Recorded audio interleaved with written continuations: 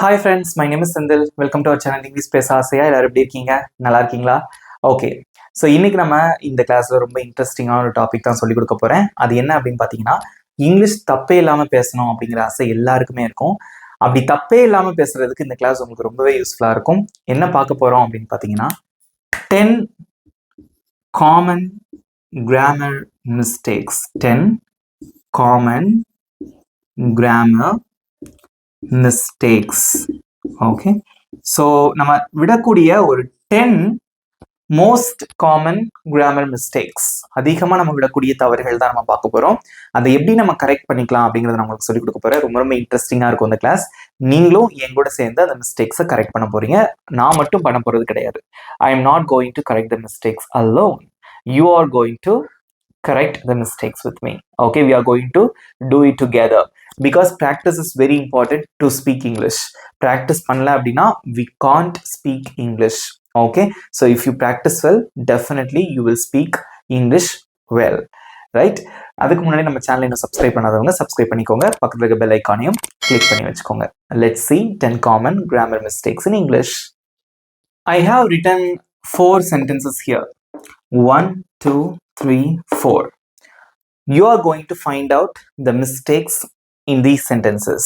So இந்த வாக்கியங்கள்ல இருக்கக்கூடிய தவறுகளை நம்ம கரெக்ட் பண்ண போறோம். அந்த தவறுகளை திரும்ப நம்ம பண்ணவே கூடாது. ஓகேவா? So first sentence, I am agri. I am agri correct பண்றதுக்கு முன்னாடி இந்த கிளாஸ் உங்களுக்கு பிடிச்சிருந்தா ஒரு லைக் பண்ணிக்கோங்க.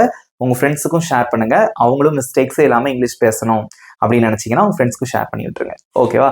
இங்க பாருங்க, ஐ ஆம் அக்ரி அப்படின்னு இருக்கு. இது கரெக்டா தப்பா? யாரோ ஒருத்தர் வந்து உங்ககிட்ட பேசிட்டு இருக்காங்க, சில சஜஷன்லாம் கொடுக்குறாங்க. நீங்க சொல்றீங்க ஓகே நானும் ஒத்துக்கிறேன் அப்படின்னு சொல்றீங்க. ஐ ஆம் அக்ரி வித் யூ அப்படின்னு சொல்றீங்க. ஐ ஆம் அக்ரி. இது கரெக்டா இல்ல தப்பா? சொல்லும் போது கரெக்ட் மாதிரி தான் இருக்கு. I am agree, but this sentence is incorrect. ஏன் அப்படின்னு பாத்தீங்கன்னா, அக்ரி அப்படிங்கிறது ஒரு வேர்ப். ஓகேவா? ஸோ ஒரு வேர்புக்கு முன்னாடி நீங்க இந்த மாதிரி ஆம் வந்து யூஸ் பண்ணக்கூடாது. யூஸ் பண்ணா தப்பு. ஃபார் எக்ஸாம்பிள், ஐ ஆம் ஈட் அப்படின்னு நம்ம சொல்லவே மாட்டோம். ஐ ஆம் கோ அப்படின்னு சொல்ல மாட்டோம். ஒன்று ஐ ஆம் கோயிங் அப்படின்னு சொல்லுவோம், ஐ ஆம் ஈட்டிங் அப்படின்னு சொல்லுவோம். பட் ஆமுக்கு அப்புறமா ஒரு பேஸ் ஃபார்ம்ல இருக்கக்கூடிய ஒரு வேர்பை நம்ம பயன்படுத்தவே மாட்டோம். ஓகேவா? அதுக்காக நம்ம ஐ ஆம் அக்ரீயிங் அப்படின்னு நம்ம சொல்ல மாட்டோம். கேஷுவலா இருக்காது. அது எப்படி தான் சொல்லணும்? I agree. ஓகே, ஒரு பேஸ் ஃபார்ம் ஆஃப் வேர்புக்கு முன்னாடி எந்த ஒரு ஆக்சிலரி வேர்பும் வராது. தெரிஞ்சுக்கோங்க. ஓகேவா? அப்ப எப்படி சொல்லலாம்? I agree. ஸோ நிறைய பேர் வந்து சூப்பரா கரெக்ட் பண்ணிருக்கீங்க. I agree.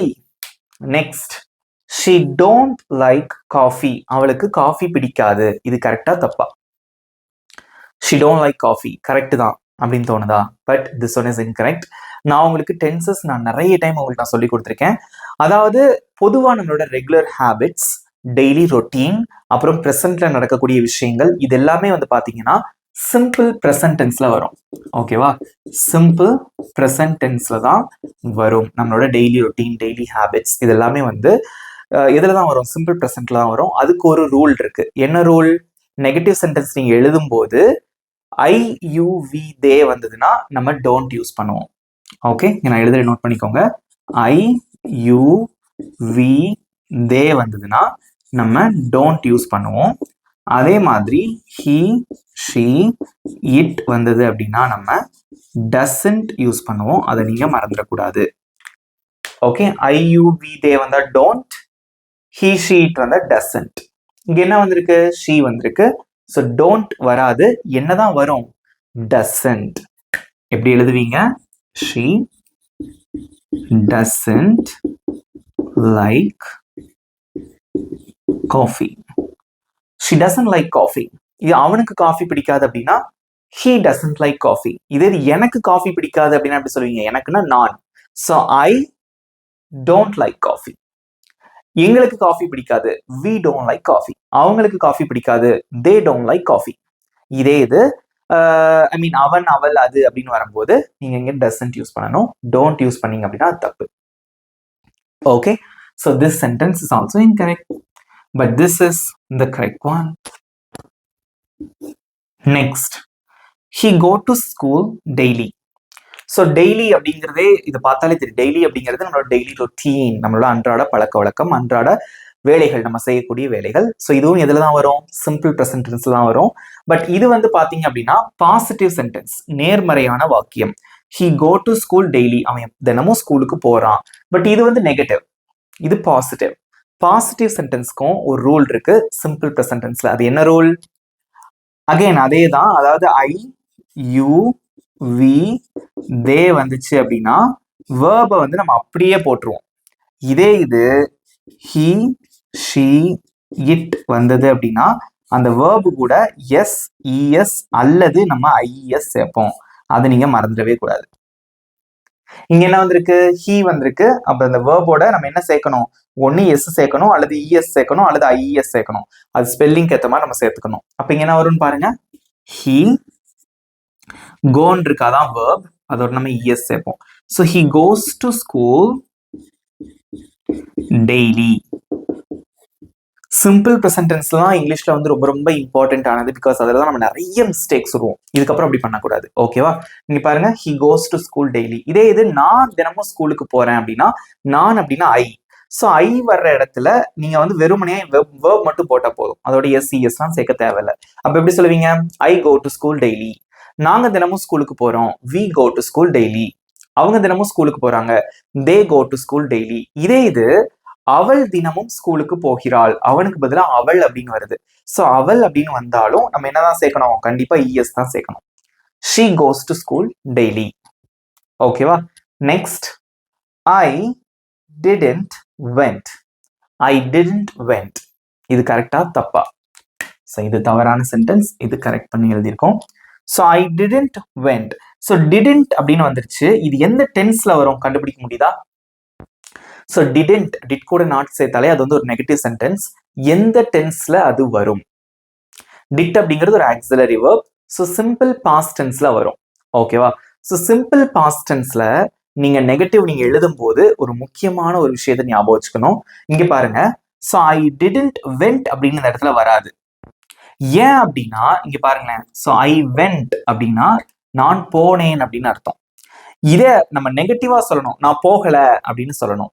சிம்பிள் பாஸ்ட் டென்ஸ்ல நெகட்டிவா சொல்றதுக்கு நம்ம இந்த வெண்ட்டை பிரிப்போம். எப்படி பிரிப்போம் அப்படின்னு பாத்தீங்கன்னா டிட் பிளஸ் கோ அப்படின்னு பிரிப்போம்.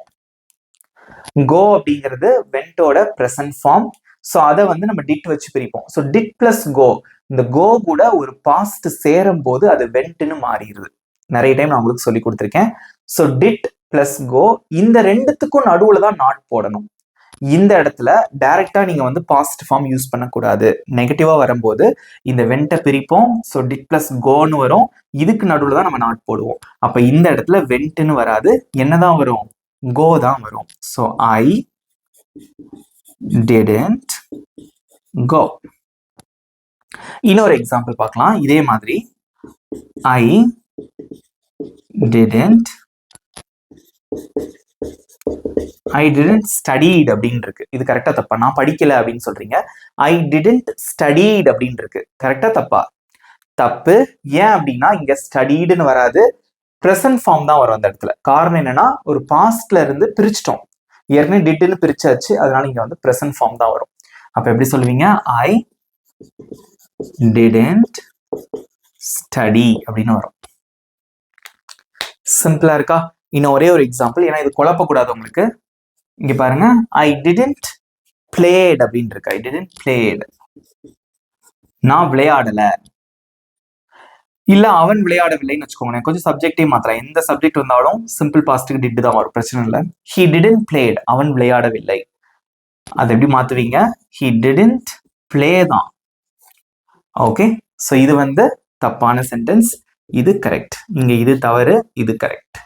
எப்பவுமே டிடன்ட்க்கு அப்புறம் வந்து ப்ரெசன்ட் ஃபார்ம் தான் வரும். அதுக்கு காரணம் என்னன்னு தெரிஞ்சுக்கோங்க. அதுல இருந்து பாஸ்ட்டை பிரிச்சு டிட்னு எடுத்துட்டோம். ஸோ அதனால ப்ரெசன்ட் ஃபார்ம் தான் வந்திருக்கு. That's it. சிம்பிளா இருக்கா? இதே மாதிரி இன்னொரு 6 சென்டென்சஸ் பார்க்கலாம். அதுக்கப்புறம் உங்களுக்கு டெஸ்ட்டும் இருக்கு, மறந்துடாதீங்க. ஸ்கிப் பண்ணாம நல்லா கவனிச்சுக்கிட்டே வாங்க. நல்லா லிசன் பண்ணுங்க. That is very important. படம் பார்க்குற மாதிரி பார்க்க கூடாது. நல்லா லிசன் பண்ணி புரிஞ்சு கத்துக்கிட்டே வாங்க. Okay, next. I have 25 years.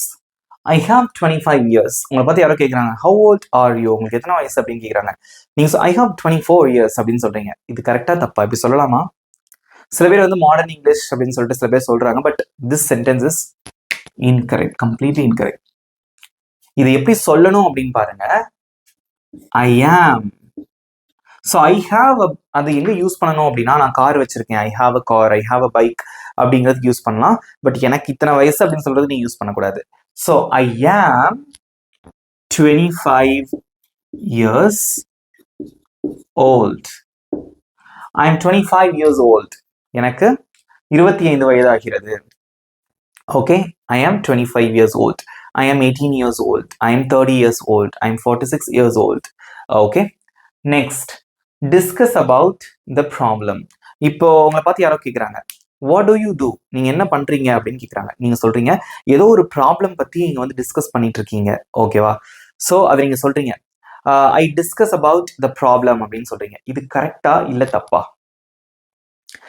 Discuss about the problem அப்படின்னு சொல்றது கரெக்டா தப்பா? கமெண்ட் சொல்லுங்க.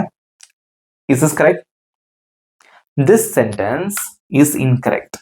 ஏன் அப்படின்னா டிஸ்கஸ் அப்படிங்கிறதுக்கு என்ன அர்த்தம்னா டாக் அபவுட் அப்படின்னு அர்த்தம். Talk about. ஸோ டிஸ்கஸ்க்கு மீனிங் என்ன அப்படின்னா டாக் அபவுட். ஏற்கனவே இங்க ஒரு அபவுட் இருக்கு, அப்படியே இன்னொரு அபவுட், இது தேவையில்லை. So discuss the problem. Discuss about the problem சொல்லக்கூடாது. பிகாஸ் டிஸ்கஸ்க்கு மீனிங் வந்து talk about. Talk about the problem or discuss the problem. இந்த அபவுட் வந்து தேவையில்லாதது. ஸோ டிஸ்கஸ்க்கு அப்புறம் நீங்க அதை யூஸ் பண்ணக்கூடாது. Discuss the problem. ப்ராப்ளம் மட்டும் வராது. So discuss the issue, discuss the plan. I discuss the plan okay for the trip. So discuss about த அப்படின்னு வரக்கூடாது. ஒன்று டாக் அபவுட் த ப்ராப்ளம் சொல்லலாம், அல்லது டிஸ்கஸ் த ப்ராப்ளம் அப்படின்னு சொல்லலாம். So don't use about here. அது ஏன் தெரிஞ்சுட்டீங்களா? Next, I will return back soon. வீட்டுக்கு இங்க எப்படி திரும்ப வருவ? I will return back soon, நான் விரைவில் திரும்ப வருவேன். ஸோ சூன் அப்படின்னா விரைவில். இதுல என்ன தப்பு இருக்கு? I will return back soon. What is incorrect in this sentence? I will return back soon. This sentence is incorrect. I am going to tell you why. Return அதோட மீனிங் என்ன அப்படின்னா come back அப்படின்னு அர்த்தம். Return அப்படின்னாலே வந்து திரும்ப வர்றதுதான். இதுவே ஒரு ரிட்டர்ன் தான், அப்புறம் இந்த பேக் திரும்ப யூஸ் பண்றீங்க? ரிட்டர்ன் அப்படின்னாலே திரும்ப வர்றதுதான், கம் பேக் தான். ஸோ ரிட்டர்ன் பேக் திரும்ப திரும்ப நம்ம ஒரே இதை யூஸ் பண்ணக்கூடாது. பேக் பேக் அப்படின்னு சொல்லக்கூடாது. ஓகேவா? ரிட்டர்ன் அப்படின்னா கம் பேக், திரும்ப வருதல். இதே மாதிரி ஒரு வார்த்தை இங்க நம்ம பயன்படுத்திருக்கோம், அது தப்பு தானே? ஸோ ஒன்னு நீங்க ரிட்டர்ன் அப்படின்னு சொல்லணும், அல்லது கம் பேக் அப்படின்னு சொல்லணும்.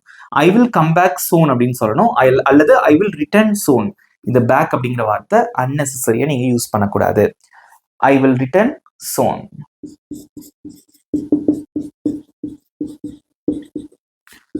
I will return home soon, நான் வீட்டுக்கு திரும்ப வருவேன், சீக்கிரமா வருவேன். ஐ வில் ரிட்டர்ன் ஹோம் சூன்.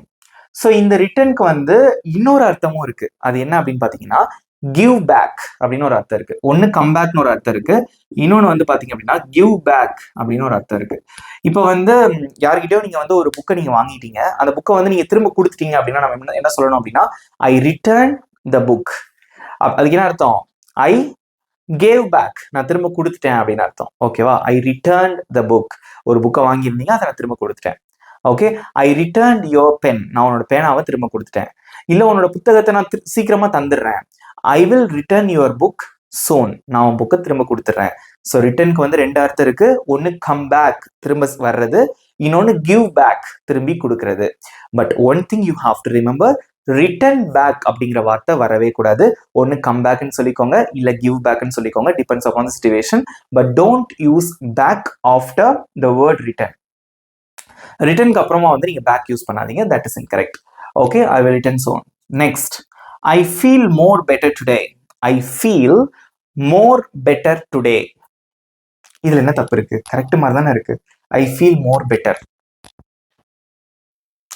நல்லா தெரிஞ்சுக்கோங்க, இந்த பெட்டர் அப்படின்னாலே வந்து நல்லா, ஓகே நான் நல்லா இருக்கேன் அப்படின்னு தான் அர்த்தம். அதை வந்து கூடுதலா இந்த மோர் போடக்கூடாது.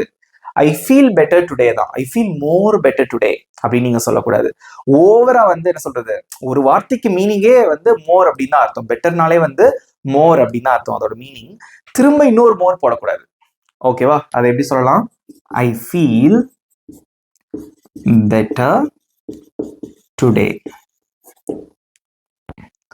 அதே மாதிரி இந்த புக் வந்து நல்லா இருக்கு, ஒரு புக் இருக்கு உங்க கையில, அந்த புக் நல்லா இருக்கு அப்படின்னு சொல்றதுக்கு this book is more better அப்படின்னு சொல்லக்கூடாது. This book is better, that's it. Because better அப்படிங்கிறோட அந்த வார்த்தையோட மீனிங்கே வந்து மோர் அப்படின்னு தான் அர்த்தம். அதனால திரும்ப இன்னொரு மோர் நீங்க வந்து சேர்க்கக்கூடாது. ஈஸியா இருக்கா? தெரிஞ்சுக்கிட்டீங்களா? இதான் வந்து காமனா நம்ம விடக்கூடிய மிஸ்டேக்ஸ். ஓகே, சிம்பிளா இருக்கா? கடைசியா டெஸ்ட்டுக்கு நான் லிசன் பண்ணிட்டே வாங்க. இன்னும் ஒரு 2 சென்டென்சஸ் பார்த்துடலாம். I am coming from Madurai. இப்போ நம்ம வந்து வேலைக்கு நம்ம போகும்போது இன்டர்வியூல வந்து வழக்கமா ஒரு கேள்வி கேட்பாங்க. Can you introduce your self அப்படின்னு கேட்பாங்க. Self introduction. ஓகேவா? வென் இன்ட்ரடியூசிங் யுவர் செல்ஃப், உங்களை பத்தி நீங்க சொல்லும் போது எடுத்தோட நம்ம என்ன சொல்லுவோம்? ஹாய், ஐ எம் செந்தில், ஐ ஆம் கமிங் ஃப்ரம் மதுரை அப்படின்னு சொல்லுவோம். இது கரெக்டா தப்பா? வழக்கமா காலங்காலமா நம்ம சொல்லிட்டு வர்றதுதான், பட் இது தப்பு. ஐ ஆம் கம்மிங் ஃப்ரம் மதுரை அப்படின்னு சொல்லக்கூடாது. நம்மளோட பெர்மனன்ட் ஃபேக்ட் அப்படின்னா என்னன்னா, நம்ம எங்க இருந்து வரோம், நம்மளோட ஆரிஜின், நம்ம எங்க இருந்து இருக்கோம், அந்த மாதிரிலாம் சொல்றதுக்கு you have to use simple present tense. Simple present தான் யூஸ் பண்ணணும். இந்த மாதிரி ஐஎன்ஜி வச்செல்லாம் சொல்லக்கூடாது. ஸோ அதை எப்படி சொல்லணும் அப்படின்னு பார்த்தீங்கன்னா, ஐ come from Madurai. I come from Madurai, I come from Virudhunagar, I come from Chennai, I come from Delhi அப்படிதான் சொல்லணும். So don't say I am coming from. உங்களை பற்றி இன்னொருத்தர்கிட்ட இன்ட்ரடியூஸ் பண்ணும்போது don't say I am coming from, you have to say I come from. Okay, ஏன்னு சொல்லிட்டேன் நான், பெர்மனண்டான நம்ம பிளேஸ், இந்த பிளேஸ்லேருந்து வரோம் அப்படின்னு சொல்றதுக்கு you have to use simple present tense. இந்த சென்டென்ஸ் வந்து பார்த்தீங்க அப்படின்னா சிம்பிள் ப்ரெசன்ட்ல தான் இருக்கணுமே தவிர கண்டினியூஸ்ல இருக்கக்கூடாது. இது தப்பு. ரைட். இதே இது அவன் மதுரையில இருந்து வரான் அப்படின்னா என்ன பண்ணுவீங்க? he comes from Madurai. ஏன் எஸ் சேர்த்திருக்கோம்? சிம்பிள் ப்ரெசன்ட் டென்ஸ்ல he ஷீட் வந்து எஸ் சேர்ப்போம் இல்லையா? he comes from Madurai. Don't say he is coming from Madurai. Okay, next, he is having a car. அவன் கார் வச்சிருக்கான் அப்படிங்கறது இப்படி சொல்லலாமா? he is having a car. அவன் கார் வைத்துக் கொண்டிருக்கிறான். Don't say like this. ஒரு பொசிஷன், ஒருத்தன் என்கிட்ட இது இருக்கு அப்படின்னு சொல்றதுக்கு நம்ம வந்து ப்ரெசன்ட்லாம் சொல்லணுமே சார், தவிர இந்த மாதிரி ஐஎன்ஜி ஃபார்ம்ல சொல்லக்கூடாது. எப்படி சொல்லணும் அப்படின்னா, he has a car. he has a car. ஏன் இங்க has போட்டிருக்கோம், have போடக்கூடாது? அதுக்கு ஒரு ரூல் இருக்கு. I, you, we, they வந்ததுன்னா நம்ம have யூஸ் பண்ணணும், சொல்லி கொடுத்துருக்கேன். அதே மாதிரி he, she, it இருக்கு அப்படின்னா நம்ம has யூஸ் பண்ணணும். ஓகேவா? இங்க பாருங்க, இதே இது நான் கார் வச்சிருக்கேன் அப்படின்னா ஐ ஹாவ் அ கார். நீ கார் வச்சிருக்க அப்படின்னா யூ ஹாவ் அ கார். அவங்க கார் வச்சிருக்காங்க அப்படின்னா தே ஹாவ் அ கார். இதே இது அவன் கார் வச்சிருக்கான்னா he has a car. அவள் கார் வைத்திருக்கிறாள்னா she has a car. So இந்த சப்ஜெக்ட்ஸ்லாம் வந்து has வரும், இந்த சப்ஜெக்ட்ஸ்லாம் வந்து have வரும். என்கிட்ட இது இருக்கு அப்படின்னு சொல்றதுக்கு. நான் பைக் வச்சிருக்கேன் அப்படின்னா ஐ ஹாவ் அ பைக். ஓகேவா? அவ்வளவுதாங்க, சிம்பிளா இருக்கா? ஸோ இன்னைக்கு வந்து we discussed 10 common grammar mistakes in English.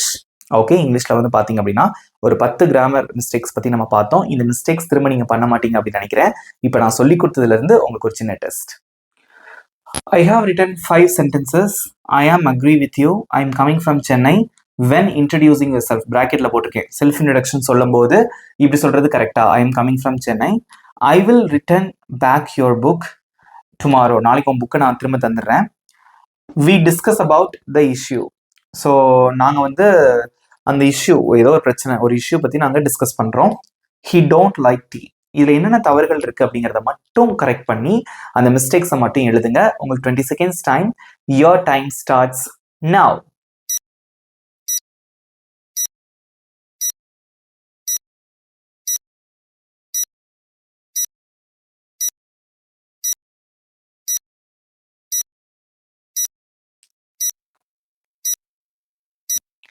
Very good, சூப்பராக பண்ணுறீங்க.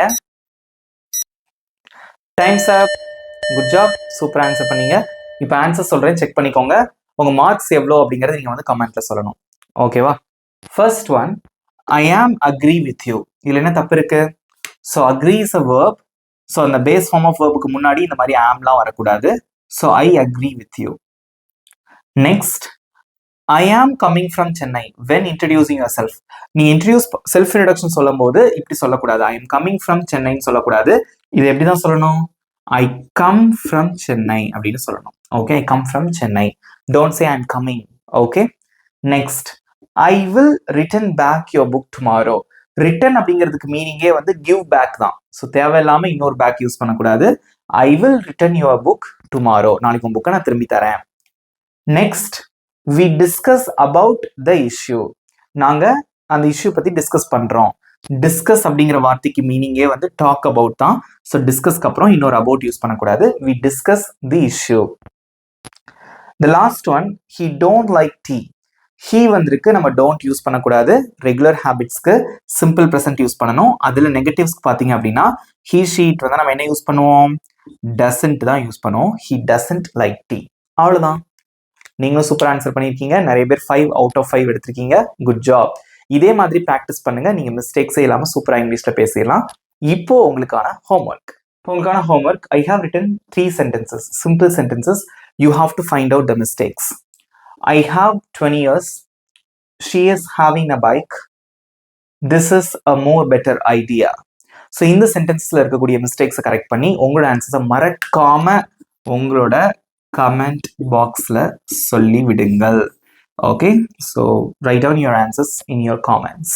ஐ am eagerly waiting for your answers and your valuable feedback. இந்த கிளாஸ் எப்படி இருந்தது அப்படிங்கிறத மறக்காம கமெண்ட்ல சொல்லுங்க. இந்த கிளாஸ் உங்களுக்கு பிடிச்சிருந்தா மறக்காம ஒரு லைக் பண்ணிக்கோங்க. உங்க ஃப்ரெண்ட்ஸுக்கும் ஷேர் பண்ணுங்க. நம்ம சேனலை இன்னும் சப்ஸ்கிரைப் பண்ணாதவங்க சப்ஸ்கிரைப் பண்ணிக்கோங்க. பக்கத்துல இருக்க பெல் ஐக்கானையும் கிளிக் பண்ணி வச்சுக்கோங்க. இந்த மாதிரி நிறைய காமன் கிராமர் மிஸ்டேக்ஸ் நம்ம சேனல் அப்லோட் பண்ண போறோம்.